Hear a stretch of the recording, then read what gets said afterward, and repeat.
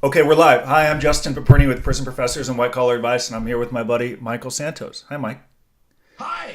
So I'll admit I spent about 10 minutes this morning looking for one of the many books you've written, specifically One Day of Your Life in Prison, and I couldn't find it. But there is a quote I remember in the book I want to discuss. So for privacy reasons, I'm not going to share the text message, but I got a text from someone who's home from prison, white collar defendant, feels like his network has shunned him a little bit. He's reaching out, no one's calling back. And I spoke with him for a few minutes. And through our call, I learned he did very little while in prison to nurture the network, to write them. And he just was like, dude, I'm in jail. What could I do? So you did a really good job of growing your network in prison. I'm going to get to that quote in a few minutes. I'd just love you to share some insights on how someone, whether it's a long prison term or a short prison term, can continue to nurture and grow a network while in prison. First of all, a message to your client who just got out of prison and is having some challenges growing his network is it's never too late to start, right? It's never too early, too late. It's never too late to start. I really think it's crucial that an individual thinks about the challenges that he's going to face when he comes home. And the way that I did it is while I was in prison at the very earliest stage of my journey, I had a vision of how I wanted to come home. And I knew I wanted to come home successfully. But to come home successfully, I knew that I would need a network. So instead of thinking about myself, I thought about the people that I wanted to meet. What would they expect of me? What could I do to earn their respect? What steps could I take to have them see me, not for the bad decisions that I made that put me in prison, but rather how I am responding to those people? And when I found them, because in my case, it wasn't going after the network that I had before I was in prison, it was about cultivating a brand new network. And I cultivated a network with high net worth individuals, with extremely influential individuals, with influencers that could help me build my career upon release. Not only upon release, but also while I was in prison.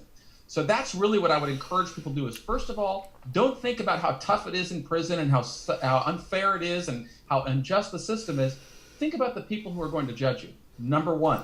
Number two, think about what you can do with your time today to influence those people to see you as something more than what happened at the worst time in your life. Nurture that relationship with letters, with stories, with demonstrations of your ingenuity, productivity, creativity, hold yourself accountable, all the things that we teach through our programs, Justin. So let's talk a little bit about rejection and some other issues. So when I was in prison with Michael, he would ask me, what did I do today? And initially I couldn't really describe what I was doing to prepare for my life after release. A lot of exercise, some reading. And one day Michael just held up I don't know if you recall, because you probably did, he held up a pen. And he said, Justin, on your next commissary shopping, you can buy this Bic pen for like 30 cents or 40 cents. And I said, well, so what are you saying? What's the point of that? And Michael then walked me through his letter writing strategy. There was no email at the time, so there's really no excuse now, but Michael did it for all of these years without email. He showed me this pen and then walked me through his strategy of writing people. Then I said, well, what if people don't respond? Well, I mean, how many letters, Michael, are you writing where people just put them in the round file? Like, does that bother you? Like, walk me through that, because going to prison can be embarrassing, humiliating. It can feel very insecure. I did, having lost my friends and my network and embarrassed how much more rejection could I take, so to speak? So walk us through your mindset and what it was like to spend hours writing letters, knowing that perhaps, it would be for naught and no one would respond. Well, first of all, it's an investment, right? When you're sowing seeds, you have to sow a lot of seeds to find the right tree that's going to bear fruit for a lifetime.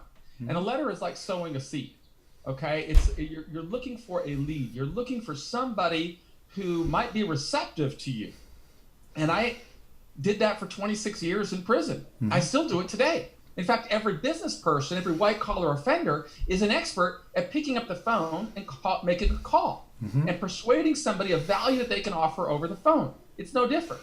You are still selling. The only difference is right now you're making the biggest sale of your life. You're selling yourself. So you have to be willing to use this pen and use it for every potential to create every potential type of resource that will help you build your network. Whether you are writing articles that demonstrate what you're learning, what you're doing, how you're reconciling with society, why you can add value. You've got to get people to look at you differently from how the U.S. attorney is causing people to look at you. And when you do that, that is when you can really I guess, change your life. And that's what worked for me. It allowed me to even get married in prison. So So, let's talk about seizing opportunities. Okay, I remember when I was in a quiet room with you at Taft Camp, you received a letter from Joan Peter Celia, who is a professor at Stanford and a mentor of yours, and I think she was contributing to a book, Oxford Corrections and Sentencing book, or something like that. And she asked you to contribute a new chapter. And she said, perhaps we could have it back in a couple of months. And you politely said, JP, I need some time alone to work. This is an opportunity. And I said, well, you have 2 months to do this. Like, well, why do you have to turn your attention to this now? And if I recall, you knocked it out so beautifully in a few days. And I think they even said, can you continue to contribute? So talk about seizing opportunities. And that's a great story. yeah, let's talk about that a little bit, because you were very polite in asking me to leave the room so you could get to work.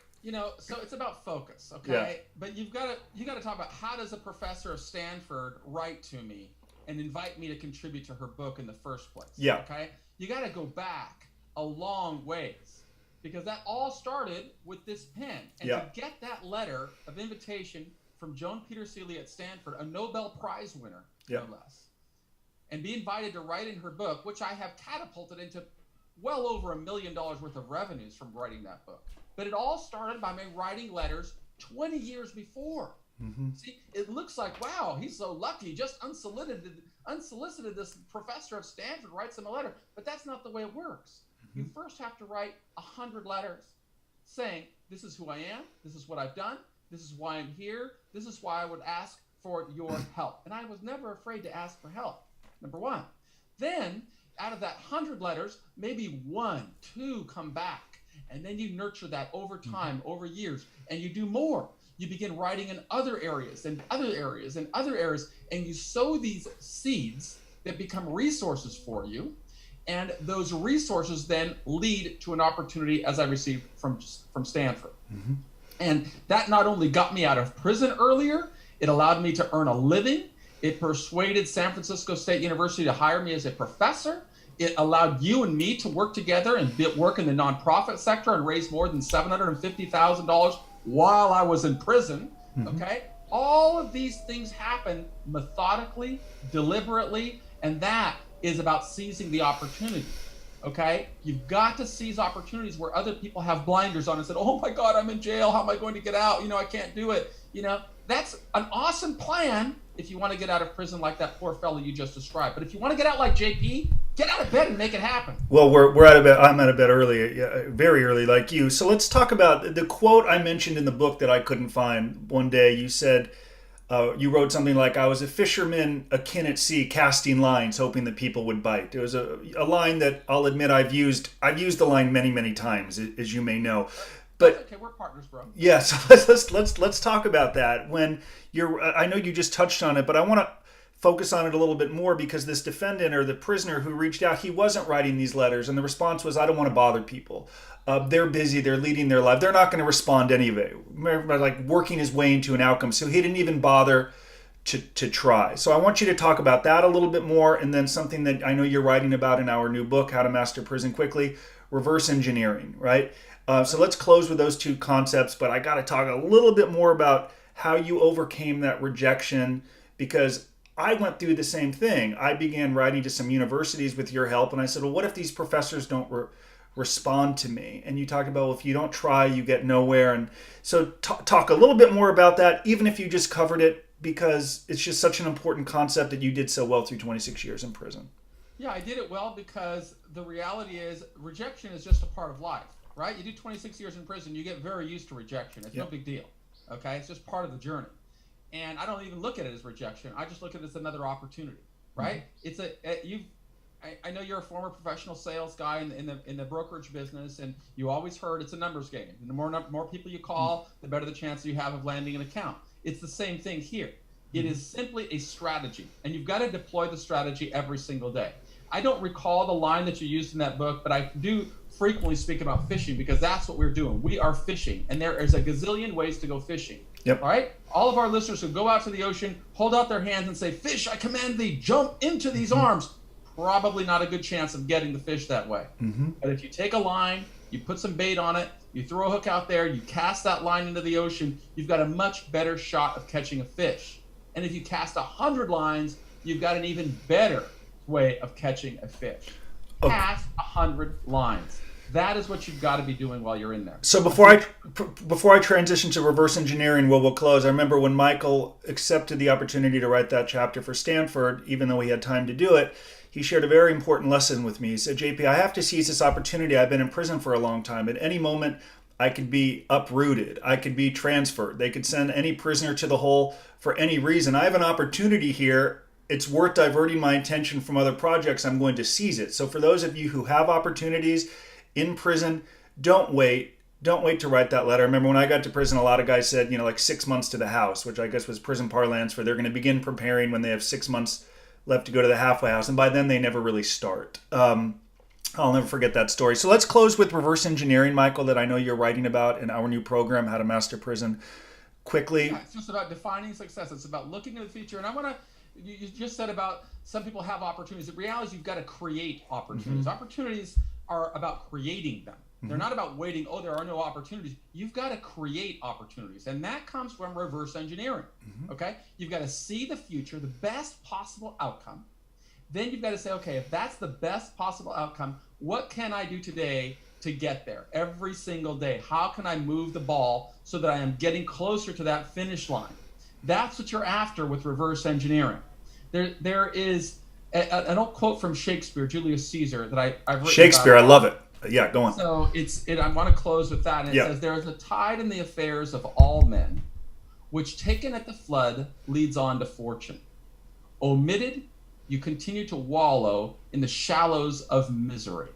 And those people who are waiting for 6 months before they start preparing, they're wallowing in the shallows of misery, where they will continue to wallow because they don't have the vision or the creativity or the energy or the discipline. And that's what they get when they start reverse engineering. That's the beauty of reverse engineering. You see the best possible outcome, and then you chart the path, and you follow that path, and you hit it every day. And that's what makes the difference from somebody who is well prepared versus somebody who is waiting for the world to open for him. Well, I can tell all of you watching, I attribute a lot of my success to meeting Michael in prison. Every time I interview with him or work with him, I still learn. I realize now, I think, how fortunate I was to meet you and get on the right track, because I'm still learning. Partners. We're good partners. I learned a lot. I'm very fortunate. I'm still learning. He's doing an amazing job. I'm out here building my own career, making millions of dollars because we follow this path while Justin is continuing to sow these seeds. And that is the message of a true servant leader. You teach one person, and that person teaches them on for thousands of others. That's what Justin has been doing expertly. Our other partner, Sean Hopwood, does the same thing. And we're a great team, and we hope that you will become a member of this team. So thank you, Justin, for including me in this opportunity to share this message with your listeners. I encourage all of you to learn from Michael, as I've learned from Michael through our books, our products, our programs. Michael's finishing up an awesome course, How to Master Prison Quickly. I'll put up a little spot where you can opt in to get that part of that book for free. All right, dude, have a good day. I'll talk to you later. Thank you.